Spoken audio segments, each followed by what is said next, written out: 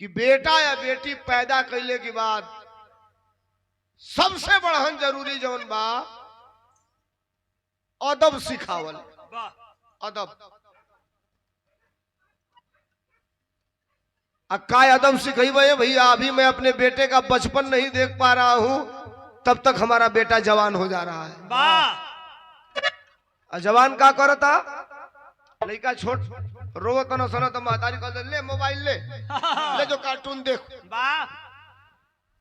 इतना खराब चीज बा मोबाइल। निम्मन बा, दुनिया का जानकारी देता है। फेसबुक चलावो तला मान लेगा, खोलले वाला देखो तला इंजीनियर साहब का पोस्ट कैले, बागी जी का पोस्ट कैले, सरकावो तला देखो तला। निमन का देखत देखत सारे अपने मने में बौर का आ जाता। में आ ऊ ई ऊ कू का लगत ना सब वही में करे कुछ अपन मन ने काटा तो सारे कटतो नहीं के बैक करे तो बैको नहीं के ओके डायरेक्ट कटबो तब कटता। हंसी मत, जो मैं कह रहा हूं बहुत रियल बात कह रहा हूं। जितना आपको जानकारी नहीं है उससे ज्यादा छोटे बच्चे को मोबाइल में जानकारी है। वो जानता कि कौन एक से दबाई तो कौन एक वाला वीडियो आई। ये भाई पढ़ाइयों का पैटर्न चेंज हो गया। पहले हमने का पहाड़ा कहल जाए, इतने के का कहल जाता पिंटू इंटू ला। हमने कहल पहाड़ा तो घरी कहल था इंटू। वाह रे इंटू। अब बुझा ना नया पर सुनल जा तब बुझेबे ना करी कि हक आई। आइए थोड़ा सा मिजाज हम आपका रंगीन करें। एक छोटी सी चर्चा है। कैसे मास्टर?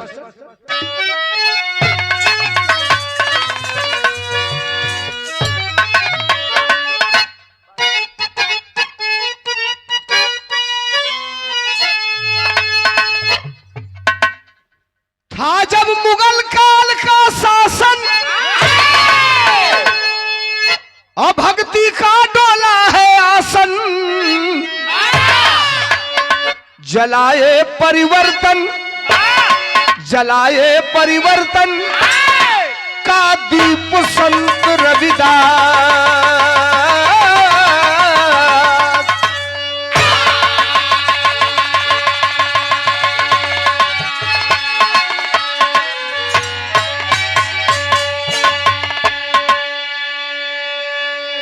अच्छा ये सोचल जाओ कि आजाद भारत में कहीं कहीं ऐसा होता है कि जब हम समता मूलक समाज की बात करते हैं, पिछड़ों और दलितों के अधिकार की बात करते हैं, तो मुझे गोली खानी पड़ जाती है। आज के परिवेश में ऐसा हो रहा है।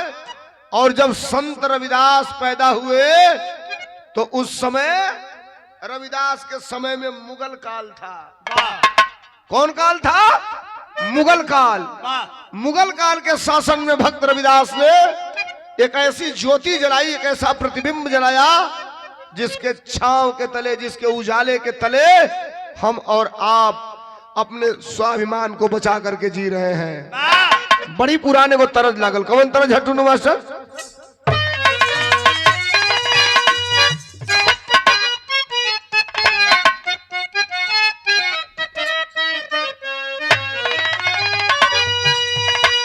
अच्छा ये तरज है एक शारदा सिन्हा गौले रही पद्मश्री। भोजपुरी में मैं आइडियल अपना मानता था शारदा सिन्हा को। शारदा सिन्हा ने जीवन में बड़ी उपलब्धि हासिल किया, कई पुरस्कार नवाजे। पद्मश्री से बड़ा कोई पुरस्कार संगीत के लिए नहीं है। पद्मश्री सम्मान पा करके शारदा सिन्हा जिंदगी में जब जब गाना गाई कभी सर से पल्लू नीचे नहीं आया, बड़ी वाली गोल बिंदी से कभी छोटी बिंदी नहीं लगाई, हमेशा वही ओठ पे लाल कलर की लिपस्टिक और अंदर पान खाता हुआ वो चेहरा और मुस्कुराता हुआ। ये गीत अपने जमाना का सुपर हिट तरज है। कौन हो? हाथ हटावा। अरे पनिया के जहाज से,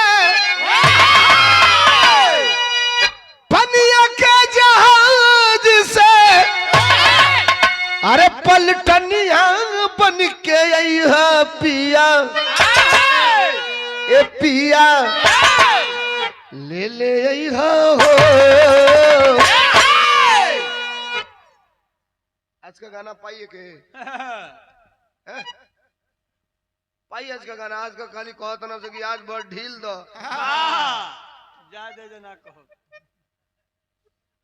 सुपर हिट हुए गाना जाता एगो नया पर दुकान गोले रहला हो अबे आई लले वो नया नया का दिमाग से उतरा था हाँ नहीं यो ढोड़ी का तो मरना से सारे नाश कर दिया से पूरा 2023-24 में गाना गा गा के एगो तो गाओ तो टोई टोई आटा का लोई कुआ कैले बा हाँ देवरा खोद खोद के दुकान जी हमार कुआ कैले बा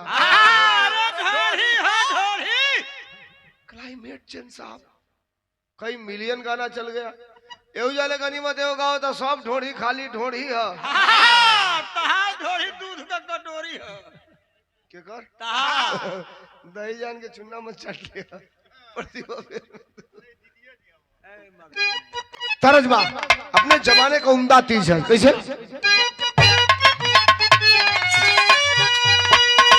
अरे पनिया के जहाज से अरे पलटनिया बन के यही है पिया ए पिया ले ले यही हो ले ले यही हो हमके टिकावा बंगाल से ले ले यही हो हमके टिकावा बंगाल से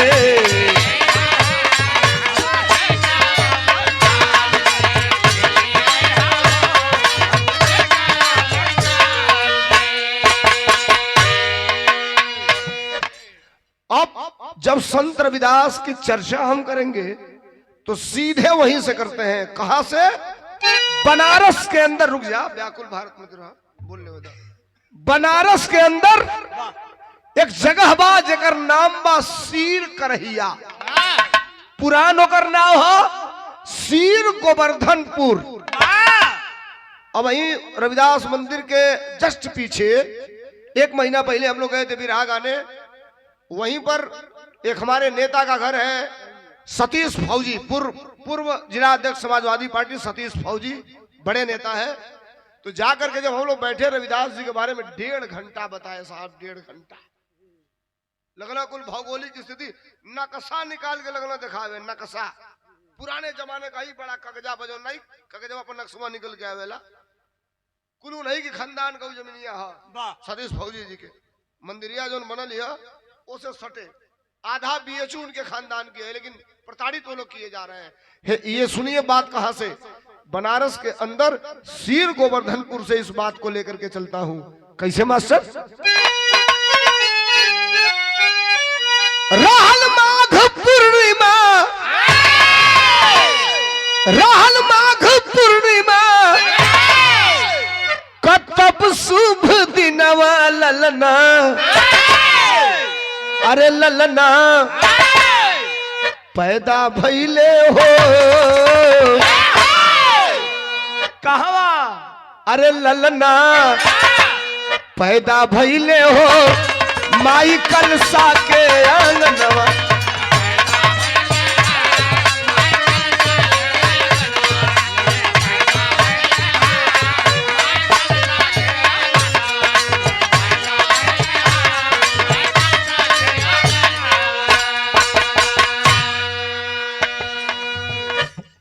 माई का नाम कलसा देवी एक पुत्र का प्राप्ति भइल है जोने बेटा का नाम रविदास रखल गई तो माई का नाम कलसा देवी है बाबूजी का नाम का रहे पिता संतोख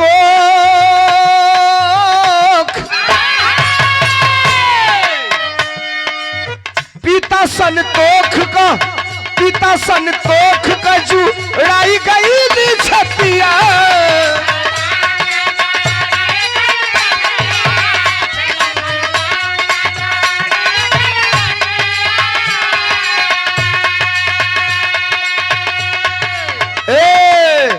बेटा का नाम रविदास उचात हवा कि हमारी काम धंधा में हाथ बटावे काम धंधा का रहल जिस जात जिस वर्ण व्यवस्था के हिसाब से उस समय हमारे और आपके बीच में डिवाइडेशन किया गया था कि आप वही करेंगे जो आपके जी में दिया गया है। साहब, हम बात करते हैं मनुस्मृति की। केवल मनुस्मृति मत कहिए, जहां मनुस्मृति बोली है वहां समझाइए कि मनुस्मृति में हमें दिया क्या गया है, हमारे जीव में बांटा क्या गया है। मनुस्मृति में आपको पढ़ना बना है। मनुस्मृति में अगर आपने भूल से कोई चीज याद कर लिया तो आपके कान में रांगा डाल करके आप उस कान को दहला दिया जाएगा, ये भी लिखा गया है। और भारतीय जनता पार्टी का एक सांसद कहता है कि हम देश में संविधान को खत्म करके मनुस्मृति लागू करना चाहते हैं। एक बात हो, देश के पार्लियामेंट में अनुसूचित जात के कई सांसद होंगे, बैकवर्ड जात के होंगे। भारत का गृह मंत्री कहता है कि 100 बार अंबेडकर अंबेडकर कहते हो, एक बार राम का नाम ले लोगे तो तारन तार हो जाएगा। कोई शेड्यूल क्लास का व्यक्ति खड़ा होकर के उसी समय किसी सांसद को खड़ा होकर के इस पे बगावत करना चाहिए। बुरा मत मानिएगा साहब, संविधान को मानने वाले कुछ लोग भटक गए, लेकिन ऐसा नहीं है। संविधान को बचाने का जिम्मा भी आज इस देश और प्रदेश के कई नेता ले चुके हैं। हम मोर्चा बांध करके खड़े हैं। जो संविधान की बात करेगा उसे जेल में डाला जाएगा, फर्जी मुकदमा लिखा जाएगा, गोलियां मार दी जाएगी। लेकिन ये अहले वतन है, गोलियां चलाओ, जेल में डालो, मुकदमा लिखो। ये संविधान भारत की आत्मा है और संविधान के मानने वाले लोग जब तक रहेंगे तब तक आप संविधान को खत्म नहीं कर सकते हो। अब तो नहीं जा वल्ला का पिता संतोख का, पिता संतोख का जुड़ाई गई नी छतिया।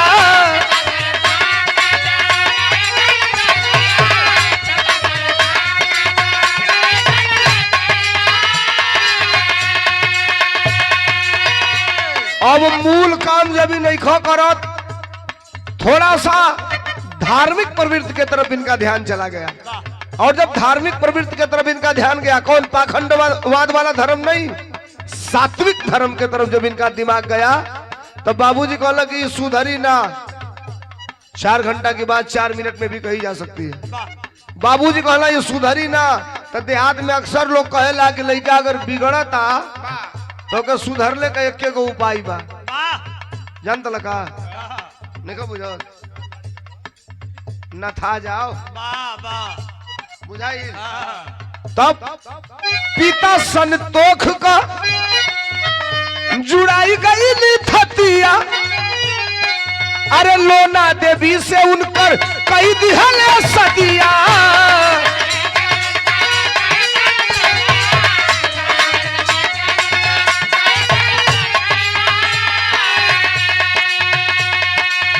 आई देखो यहू जाम को है नहीं, कोई जगह तो मार हो गई। रविदास भक्त के मलिकाइन का नाम लोना देवी हमारे लिए पूजनीय है। लेकिन जरा यहां आइए ना, जहां मैं आपसे बता रहा हूं, पहले के जमाना में नाव धरे वाला काम हम तू ना करल जा। लड़का पैदा होके तब माई बाबूजी घर का लोग जाओ, ए महाराज तनी देखो एगो बेटा पैदा भइल, अगर का नाव धोइल ना तो कौन से जाके धो से कतवारू। ए सरकार तनी बताई, लड़का पैदा भइल बा, बेटा पैदा भइल बा, अगर का नाव धराओ, तेकर नाव धरल गोबरी। आय अपन बेटा पैदा हो गए तो ओकर नाव धरी लो रामचंद्र, लक्ष्मण प्रसाद, शत्रुघ्न, भरतलाल, अमृतलाल, चंदन तिवारी, वेद व्यास। हमारी तोहरे लड़का लेकिन का नाम भनमतिया, कबूतरी। साहब सुनिए तो, घर गिर हंसती में,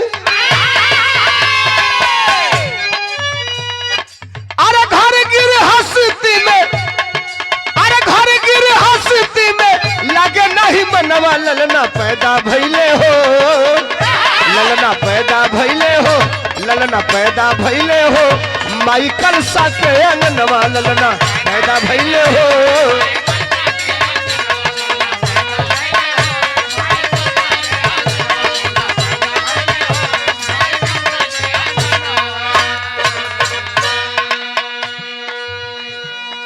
लोना देवी नाम के स्त्री से रविदास भगत का बियाह हो गई, भक्त रविदास का शादी हो गई। समय आगे बढ़ल, जेके बैराग धारण करे के भाई साहब उस सांसारिक सुख का कैसे आनंद ले पाई। समय धीरे धीरे धीरे धीरे धीरे धीरे धीरे आगे बढ़ल। भक्त रविदास का जन्म 1388 ईस्वी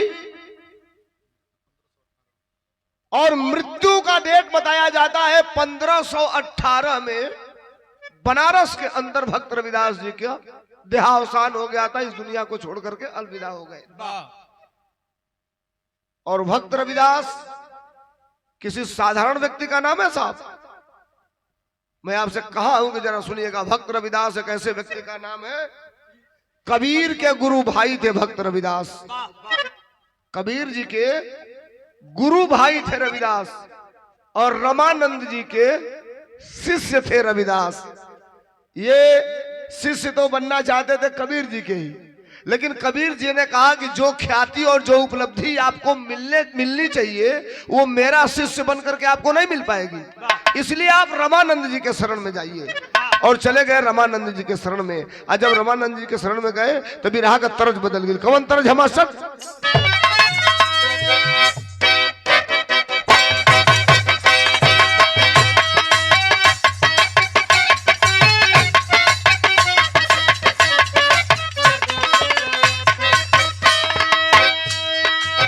तरज में बड़ा पुरान तरज है, नौका अगला बिरहा में सुनाई, लेकिन हे पुरनका में कितनी झलक है तनी देखिए लोग। कौन की था? अरे हाथ में मेहंदी, हाथ में मेहंदी मांग से नूरवा, हाथ में मेहंदी मांग से नूर, बर्बाद कजरवा हो गई ना, बर्बाद कजरवा हो गई ना।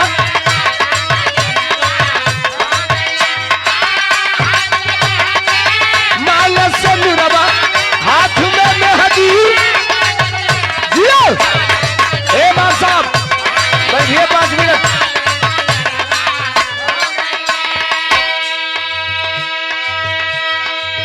ऐसा बियाह हो गई तब बाबूजी सोचला कि बियाह कर दे तो रविदास सुधर गई है, 2 रुपया कमाए लगे है, काम धंधा करे लगे है। लेकिन जेके पैर आगे जा गई बाबू कहां से काम धंधा करी। जब ना सुधरना भक्त रविदास तब माई बाबू का कैलन मास्टर, भक्ति में, अरे भक्ति में रवि कैले रविदास,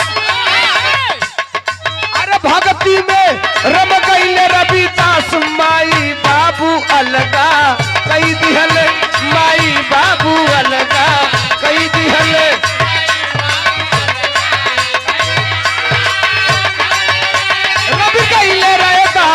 अरे भक्ति में रवि कैले रहे दास, माई बाबू अलगा कई दिहल हो।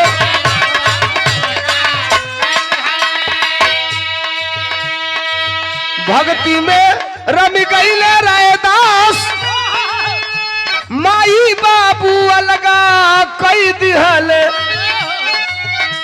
अरे रहिया कबीर जी बताए हैं, अरे रहिया कबीर जी बतौले तब रामानंद का चेला बन गईले, रामानंद का चेला बन गईले हो। रहिया कबीर जी बताए हैं तब, अरे रहिया कबीर जी रामानंद का चेला।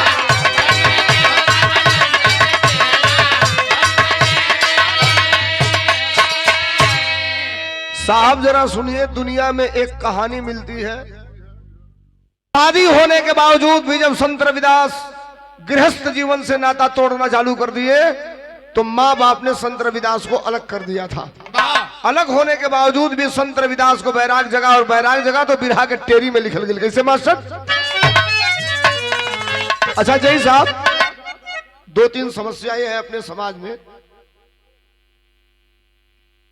रविदास जी के जयंती पर लोग आएंगे, बाबा साहब के जयंती पर आएंगे, प्रयास करेंगे कि बाबा साहब की बात न सुने, रविदास की न सुने, ढोड़ी चोली वाला जितना हो खे उतने सुनी, वही में हमके आनंद बा, एक सुनब तो पाप लागे लगी। ये भी तो एक सबसे बड़ी कमी है साहब, लेकिन ठीक है, मैं लाखों लोगों के बीच में गाने वाला आदमी हूँ, जरूरत पड़ती है तो 5 लोगों के बीच में भी इनकलाब पैदा करते हैं हम लोग।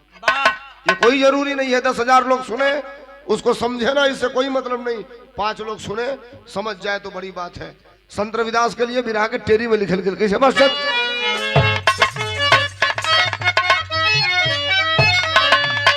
दुनिया में तब रैदास छा गए, भक्ति अटल हो गई, मन में है विश्वास।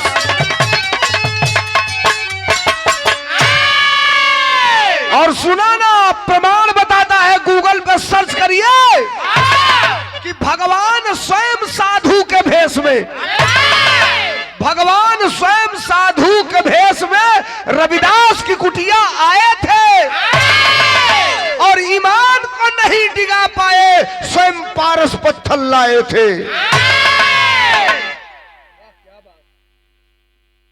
भगवान खुद परीक्षा लेने के लिए संत रविदास के पास आए थे, उनके ईमान को डिगा नहीं पाए। एक कहानी मिलती है जो 1 मिनट की और बची है। एक बार की बात, गंगा का स्नान लगा था और गंगा स्नान करने सब लोग जा रहे थे। भक्त रविदास लोगवा जात रहे वही कि किनरवा रास्ता पर कठवत में चमड़ा भे के जूता सियत रहना, मोची का काम करत रहना। अच्छा केहू जाओ तो कई लोग खरखा बनेला, जैसे गांव में इतना घड़ी भगदड़ रही है 1 महीना से। हम अपनी घरे इंजीनियर साहब 15 दिन से थुथने पर लाठी रोकत नहीं कौन होगा, रोज झगड़ा भइले से बचता 2-2 मिनट कुंभ जाए खाती। हम कटरिया के भागल जाते नहीं, रोज कहते नहीं आज हेजा भी रहा बा, कल होजा भी रहा बा, जा दबे भगबे करो। 29 तारीख के तई प्रचार करलो सकी अमृत स्नान होई, जे ना करी वो आदमी में रहिए ना जाई। आज कॉल है ओकर जिंदगी में मरही वाला नहीं, अमृते मिल रही के पी ली। इतना 28 तारीख के रेला गई भैया इलाहाबाद, बाप रे बाप रोक देना सा। 29 तारीख के कचरा के लाते से कई हजार लोग मर गई।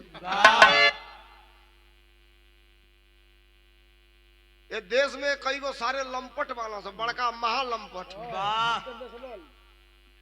छोटका लंपट रहता से तो ठीक रहे। वही बगेसरा में कहता कि जो मर गया उसको मोक्ष मिल गया। मोक्ष कहता कि जब मर गए के मोक्ष मिल गई, टेलीफोन नंबर खोजत नहीं चाहिए मिली, कह कि आ जा तू 4 जनी हमनों को बुला देता या मोक्ष मिल जाई तो के सीधा कौन जरूरी बा प्रवचन कइले। हिंदू हिंदू हिंदू हिंदू है, जितना लोग लाते से कचरा के मुँह सब हिंदू रहल, ओमे नेपालियों को थोड़ा रहला समरे वाला, सब हिंदू है हम सब। आई कह तो ना कुछ नहीं हुआ, सरता पड़ता बराबर है, कौन में नहीं मरा है। 30 आदमी मरल बा। अब मोर्चरी में एगो बूढ़ कहता कि हम 56वां नंबर का मोहर मारल लाश देख के आवत ला 30 को मरल बा, 56वां नंबर सीरियल पर अपने को खोजे के मुंह उघार के तो को चलिए। साफ दृश्य आप देखेंगे। इस कुंभ ने कई चीज दिया, एक तो मौत का तांडव दिया, कई गई में सुपर हिट हो गई सब। तो कोई माला बेचे वाली सुपर हिट हो गई, मोनालिसा, क्या आंखें है, बंजारन लेके चल गए ना सब बम्बई फिल्म बनावे होके। एगो तो में IITN बाबा आइल एगो IITN करके वो आया है, कहता हूँ बाद में पता चलना बड़का चर्सी है सारे इसमें PLI। हाँ हो सही कहता नहीं, पता लगा एगो चिमटा बाबा आइल ना, जे बोले तो मात्र ना 3-4 चिमटा वही में। सब तो ठीक रहा। 17 साल जेल में काट के अली है हीरोइन ममता कुलकर्णी, तो किन्नर महासंघ का महामंडल एगो जो मर्दे का बनल रही तो ठीक रहा, मेहरारू को बनल रही ठीक, किन्नर अखाड़ा का महामंडल सोर बन जाती है। मर्दे वाला कम चलाऊ रहा, कपारे पर गेहूं बोके आइल रहा। छोड़ो बावन के छोड़ दो। साहब गजब तमाशा है साहब। ठीक है, आए सुना, हम कहीं किसी के धर्म किसी मजहब को मैं नहीं कहता बुरा। आज आपको नहीं पता है साहब, आप हंस रहे हैं।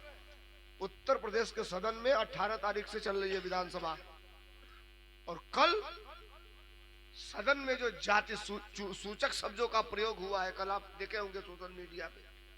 किसी के धर्म को आप गाली देंगे, किसी के वर्ग को आप गाली देंगे। ये भारत समता मूलक देश है। हिंदू, मुस्लिम, सिख, ईसाई, जरूरत पड़ी तो सभी धर्म के लोगों ने अपने प्राणों की आहुति दिया। सुनिए, इतिहास में खाली फलाना महाराज तो फलाना ढेमाका देश की आजादी के लिए लड़े नहीं। जितने लोगों का नाम आप जानते हैं, उससे कई हजार ज्यादा लोग वतन के लिए अपने प्राणों की बाजी दे दिए। उनका नाम इतिहास में इसलिए नहीं है कि वो बैकवर्ड जात और अनुसूचित जात के रहने वाले थे, इसलिए उनका इतिहास में नाम नहीं डाला गया है। गांव में जंगिया नहीं खे लड़का को, मेहरारू का पेटीकोट नहीं के किनार, जाके कहते जाए भैया हटावे के बारी संभर जाइए। तो कई को बरुआ ऐसनो बानो से कहता काहे के संभर 5 किलो ये न देता ना उधर के देता का बतियाओ कहते जाए भाई ख्याल करियो। तो का ख्याल करियो, अबे ना सम्मान निधि आई 3000। वाह, लो सम्मान निधि बतियब कौने का बतियब। तू ऐसा ना रुइले बोलता ना सकिया तो तुझा बड़ा मारा, नहीं तो चुपचाप जाओ जैसे भैया हाथ जोड़ा था। हाँ भाई, इज्जत भरम बचावा, अपन बेइज्जत कर दिया से खुदे तो अकेले। ये 100 रुपयों का पुरस्कार आर्यन साउंड मधुबन मऊ, बहुत धन्यवाद, साधुवाद भाई। 100 रुपया का पुरस्कार रविदास की चर्चा पूरे दुनिया में होने लगी एक बार की बात। अपना दुकान दौरी लगाए हैं रविदास, गंगा स्नान लगल बा, तमाम लोग जात बा। और जब जात बा तो अंतिम तरज है बिरहा का। कौन तरज है मास्टर?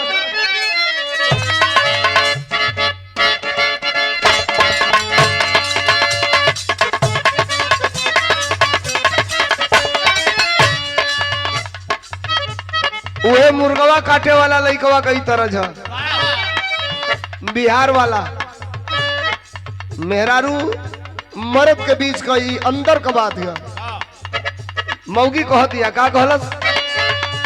हम पहनले बानी नावा का जमाना का ड्रेस,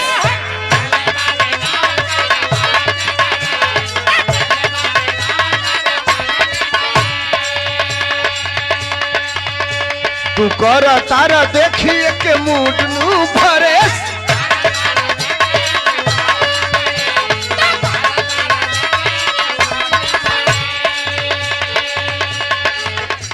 हम पहनले बानी नावा का जमाना का ड्रेस, तू कर तारा देखिए के मूड नू भरेस। तब लइका कहलस, ए दिल्ली वाली तू ही लाल किला हऊ का, ए दिल्ली वाली तू ही लाल किला हऊ का, तुहार ओठ नीला नीला तू तसीला हऊ का, तुहार ओठ नीला नीला तू तसीला हऊ, तुहार ओठ नीला नीला।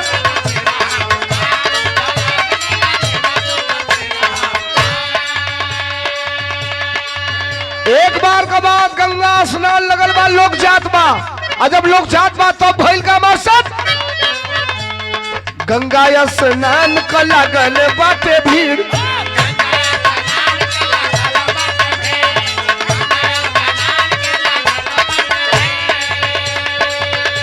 अरे श्रद्धा से जाला लोगवा गंगा जी के तीर।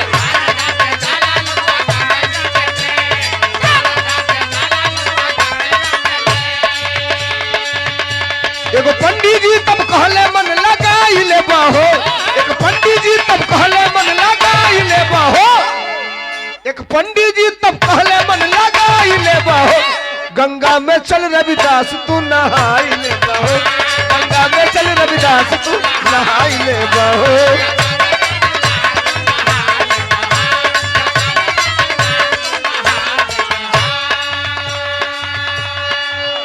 खरखाई में झोरा ले ले, हम पोथी पतरा ले ले, हम यानी पंडित जी चल जाला गंगा जी नहाए। रविदास के देखला तो हे दृष्टि से कोनो कोनो बात लागुन कहल जाला। हे दृष्टि से कहला, ए रविदास जूतवे सियबा जिंदगी भर की कुछ बढ़ियो काम करब। रविदास कहला का तो कहला चला नहा लगल बा गंगा जी का नहाय आवल जा। बेचारे 2 मिनट कुछ बोला ना कहला देखबो आज कई जानी के जूता देवे के जिम्मा ले ले बानी। आज फुर्सत नहीं के हमर लगे काम धंधा आज कुछ ज्यादा मिलल बा। यही से पेट पर्दा हमार चलेला। ये महाराज नहाए जा तो जा ठीक बा हमके नीके याद दिला दिहला तनी एगो हमार काम क देबो। कहला कौन काम तो बताऊला का बताऊला। दे दिहा हमारो तूने बता ले जाई के गंगा जी के हाथ डालना चमड़वा की कटोरिया में ना है कठवतियों में ना है। कौन रविदास तू हवा चमड़ा की झोरी में वही में से कुछ निकलना द्रव्य निकाल के कहना है लो ये महाराज पंडित जी एगो काम करी है दे दी है हमारा तू नेवता ले जाई के ई गंगा जी के हमार नेवता है के दे दी है। अब करे बात जवन कुछ दी है दे दी है लियाई के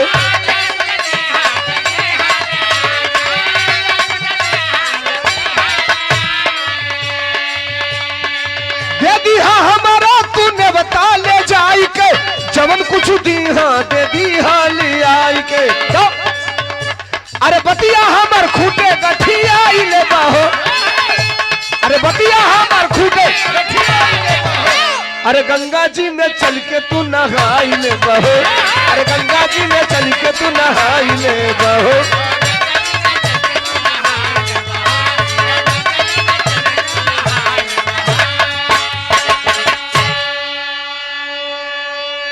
असल बात तो ये था कि भक्त रविदास मूर्ति स्थापना तीर्थ और धाम में विश्वासी नहीं करते थे। सत्यता तो ये है। हथवा में से द्रव्य निकलना का अलग है महाराज एक ले ला आ गंगा जी में डुबकी लगाई है। डुबकी लगौले से पहले ही हमार न्योता हो भैया भैया भैया भैया हमार न्योता हो ये न्योतवा के गंगा जी के दे दी है।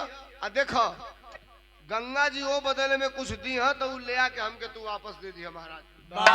धोखा मत करिए हमारे साथ। वो जानत रहला कि धोखा होइबे करी। कब कब आदमी के आभास हो जाला कि हम जो कहो तो निकर परिणाम का होई।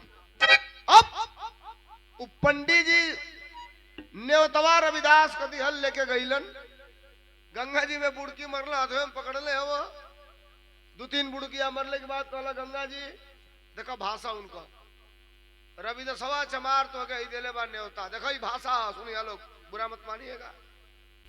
कहला गंगा जी यही तक नेवता मिलल बा जो दिहला नेवतवा तोले हाथ निकलल गंगा जी का। वाह वाह स्वर्ण जड़ित कंगन। अच्छा जहां विज्ञान खत्म हो जाता है वहां से आध्यात्म की शुरुआत हो जाती है। वाह तो कहीं कहीं वहां भी हमको जाना पड़ता है लेकिन मैं रूढ़िवादी परंपरा में थोड़े जाऊंगा। ठीक है मुझे एक मिनट के लिए एक्सेप्ट किया लेकिन उसका भी कहीं कहीं कोई समानांतर बात होगी जिसको मैं उसमें सटाऊंगा। हाथ एक निकला गंगा जी का और चमचमाता हुआ कंगन। कहली के लो न्योतवा उनका हम कबूल कर लेनी भक्त रविदास को आई कंगन देतनी कंगनवा कह दिया गंगा जी दिहली है। कंगनवा लेके बाबा चलना एक बुड़किया और मारे वाला रहलो लेकिन कंगनवा जो मिला अब कहे के बुड़किया मरी है नियत तो उनका गड़बड़ हो गई। लेहला कहला करोड़ों का कंगन हीरा है चमचमाता हीरा विदेशवा के दे हम लेके चलना लाके कुछ दिन अपनी घरे धली हलो। भूखमरी बा अंतिम बात हो दिया भूखमरी बा रोजी रोटी का बड़ा दिक्कत बा। सोचना कि ई कोनो अगर सोनारे के यहाँ ले जाए तो सारे पकड़वा के हमके बंद करवा दी। कोई की हीरा का कंगन कहां से पौलो करोड़ों रुपया को अरबों रुपया को। तो ऐसे बढ़िया ये मन राजा के यहाँ दिया जाए राजा खुश हो जाइए और राजा खुश हो जाए तो हमके बहुत कुछ मिल सकेला। वो कंगन लेके गए राज दरबार में कहला साहब गुस्ताखी क्षमा करिए, ये हीरे का कंगन मुझे मिला है और ये हमारे पत्नी के हाथ में शोभा नहीं देगा। आप राजा हैं, हमने सोचा आपको दे दूं, रानी के हाथ में शोभा देगा। ए भैया राजा साहब लेला, रानी से कई दिन से अनबन बा। तू काहे खातिर? इनके बता दो काहे खातिर। नाई कुमराई एक जन हमार संगतिया वाला कहना कि ए भैया तनी खाली जइया होकर तैया एगो काम बाम करी का, तो कहला बहुत जरूरी बात, जल्दी ये खाली हो जाए, एक दिन खाली बनी हम खाली बानी। कहला लड़किया के यहाँ चले के वजह बियाहवा तय कैले बानी। वाल्मीकि गनी चलो, हमने के बैठ के चल गए यहाँ अकेले, ऊ हो हमार ड्राइवर हमारे हर मौका पर कामे आवेला। गली जा उनके लड़की के बियाह आता रहे, दुआरे पे जाते तो ले सेवा सत्कार, और जान गेल कि धर्मेंद्र सोलंकी आइल बना, आधा गांव खड़े आ गए दुआरी पर। पानी उनी आई, हम तो पी उ लेनी, हम कहनी पनिया काहे नहीं पिया, हमारा ही कहीं बुझाओ कि लड़की के बियाह तय कैले बना। तो कई लोग अपने बेटी ओटी के यहाँ पानी उनी ना पिएला, तो हम कहनी पनिया काहे नहीं पियत, कहला बे पी अब रुक। तो लेना लड़कवा के बाबूजी तो कहला कि ये सरकार बियावा तो तय हो गई बा, डेटवा मान ली 2-4 दिन बाद पड़ जाई। हम ई जाने खातिर अली हो कि बाबू और कोरोना आइल है तो हमें सुइया उइया टिकवा उगवा लगवोले बाकी नहीं खे लगवोले। तो काहे के लड़का के बाबूजी बोला तो लड़कवे आके कहता पिताजी हम 3 डोज लगवा चुके हैं, बूस्टर डोज भी लगवा चुके हैं। अभी हमसे काने में कहल ये नेता बाबू जल्दी उठाओ चले के, हमको काहे हम ना बतिएबो, कहलम बतियावे के नहीं खे, 5 लाख दे दे बानी उडाड़ जाई। हमको काहे आ तो ये बूस्टर डोज लगोले भाई सारे कम मर जाई, हमार लड़की कब राण हो जाई एकर कोनो गारंटी नहीं खे। जिन जिन तीसरा सुई खोपोले वालो हाथ से देना तो ले एक बार पतो नहीं खे, चलो इधर गिरला कट देना खत्म, ले चलो फूंका इनके मार हल्ला कैलो तो जे कोरोना का सुई ना लगवाई उल्लंघन हो जाई, लूल हो जाए, जे लगवा ले लेबा ओके कब लेके चल जाई एकर कोनो गारंटी नहीं खे। एगो ले त गनीमत बात, दू गोले तीसरा जिन जिन ठोकवले वालो उनका प्राण पाते पबा। पहले कोरोना का सर्टिफिकेट मिले भैया तो नीचवा एक जनी का दाढ़ी वाला का फोटो रहे वही पर, देखले ना बोलो रहे ना नहीं अजैया से आई लो वैक्सीनवा कंपनिया कहलस कि ये नकली था, तो यहाँ से अब ओकर सर्टिफिकेटवा निकाल लो, ऑनलाइन ओकर फोटो गायब कर दिल मानो सो में। अब फोटो नहीं क्या मोदी जी को, पहले गूगल पे सर्च करते थे हम लोग 6 महीना पहले, साल भर पहले गूगल से पूछते थे कि गूगल महाराज बताओ भारत के अंदर सबसे बड़ा झूठ बोलने वाले आदमी का नाम क्या है, गूगल से। तो गूगलवा 2 अक्षर के नाम बता दे, फोटो सहित। हम नाव ना धरे नहीं, उनके देंगे मना बा हमके नाव धरी। अब पूछले पर वो नहीं के बतावत। साहब सुनिए, लेकर के आए पंडित जी वो कंगन राजा के दे दिला। राजा 4 दिन से मलकाइन से बतियोले ना रहला, तो चला आज बढ़िया मौका मिल गइल बा। चमचमात हीरा का कंगन ला के देखौलो, मेहरारू मोहित हो गई, रानी पकड़ ली अब हर अकवारी। एगो कंगन वही कलाई में डाल के रात भर सुतल हलो। बिहान भइल मेहरारू करस कि हम न खाई न पी, अब न आज की बात तुम्हारी साथे सुता। मोनालिसा वाला लो तो हनो वाह ये बड़ो राजा कहला का है तो कहली कि कंगन का जोड़ा ले आवो। अरे वाह, कब कब आदमी अपने होशियारी में फंस जाला। अब राजा कहला फलाना पंडित जी को बुला। अब पंडित जी आई ना, कहला हाँ सरकार, कहला एक कंगन लाए हो, इसका जोड़ा ला के दो। उनकी बस का कहा भाई जोड़ा ला के दिया, फंस गए। कहला 2 नहीं तो बाल बच्चा सहित तुमको चूल्हा बाहर झुकवा देंगे। पंडित जी को बुद्धि तो हरा गई। अब कहीं ना कहा पंडित जी लाजन बोलत नहीं खा। 2 दिन का वक्त मिला है, दूसरे दिन पंडित जी जाते हैं रविदास के सामने, भक्त रविदास के सामने हाथ जोड़ के खड़े हैं। कहला महाराज लालच में हम बहुत बड़ा गड़बड़ काम कर दिए थे और आप नहीं बचाओगे तो मैं और मेरा पूरा परिवार इस दुनिया को त्यागना पड़ जाएगा। वाह भक्त रविदास कहला का भइल अत तारने होता गंगा जी के देहनी तो गंगा जी को कंगन दे ले रही है, वाह हीरा का कंगन रहला आ कंगनवा तोहके ना दे के हो रविदास, हम राजा के दे देहनी लालच बस। तो कहला तब जाए तो दे दिया, कोनो बात नहीं के। कहला ना ही राजा के तो दे दिली, अब राजा कहो तो दूसरा होकर जोड़ा ले आओ ना तो मुँह आई। वाह अब हम का करी? अंतिम लाइन हो भक्त रविदास कहला घबराइले के बात नहीं खे, हाथ डालना कठवत में। रविदास का नाम रैदास भी था। गुरु ग्रंथ साहब जो सिखों का धर्म ग्रंथ है उसमें भी रैदास की चर्चा है। वाह तो नहीं अंतिम लाइन है सुनिए लोग, हाथ डालना कठवत में और कठवतिया में हथवा डालना तो सेम वैसने निकाल के चमचमात कंगन रविदास वही पंडित के दिहलन, वाह लेके गईलन, ले जाए के जो ही राजा के दिहलन। राजा पूछ बैठा कि आखिरकार ये कंगन लाए कहां से हो? देखिए लोकतंत्र ये है जिसमें हम जी रहे हैं। वाह लोकतंत्र में सबको अपनी बात भी कहने का अधिकार है, लेकिन इसी तरह का लोकतंत्र उस समय था का साहब? हमारे पूर्वज आज महान हुए हैं, विद्वान हुए हैं, उसके पीछे कितना पापड़ और बेले होंगे, इसको आप कल्पना करिए ना कभी, तब आपको पता चलेगा। वाह वाह राजा ने भरसक प्रयास नहीं किया कि रविदास जिंदा रहे पंडित के बताने के बाद, लेकिन जाको राखे साइया मार सके ना कोई। भक्त रविदास आज दुनिया में अमर हैं। आज के डेट में आप बनारस में जाएंगे तो सीर गोवर्धनपुर में जो भक्त रविदास का मंदिर बना है, उस मंदिर में कांच के अंदर वही कठवत, जिस कठवत में भक्त रविदास चमड़ा भेकर सीते थे, मोची का काम करते थे, वह कठवतिया बुलेट प्रूफ शीशे में, कांच में, बुलेट प्रूफ कांच में आज के डेट में भी वो कठवत बनारस के सीर गोवर्धनपुर भक्त रविदास के मंदिर में रखी गई है आज के डेट में भी। ऐसे थे भक्त रविदास जो हमारे बीच में नहीं है, दुनिया को और समाज को संदेश देके चले गए। भक्त रविदास कहीं मानना रहे कि यदि मन चंगा तो कठौती में गंगा, मन के साफ कल कुल मैली ऐजा धोआ जाई।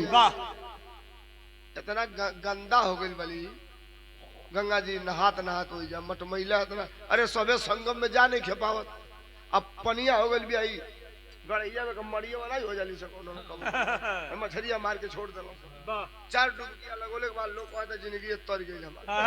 अरे 5 दिन इतना टप्पा झूठ बोलना से कहता हूँ 144 वर्ष के बाद ऐसा संजोग आई। अरे भाई हमारे घर का एक दिन बेटा हमारा को, अरे पापा 3 पीढ़ी के बाद आएगा ऐसा संजोग। हम कहीं तब तो कुंभ नहा लिया जाए, हम कहीं 26 के बाद करी पहले ना, तो भीड़ी में गले के बाद फैटा फैटी ठेला ठेली बात के जाइयो। भक्त रविदास युग पुरुष थे, भक्त रविदास समाज के सुधारक थे, भक्त रविदास के वचन हमारी आत्मा है, और भक्त रविदास दुनिया के ऐसे संत थे जिसने दुनिया को संदेश दिया सामाजिक एकता और समरसता का। बात हमार खत्म भाई, अंतिम लाइन के बाद कैसे मास्टर?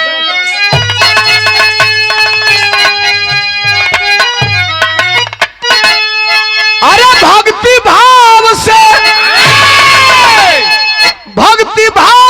होई तब तनवाय करंगा मिली है, अमनवा चंगा रही तो कठवती में गंगा मिली है।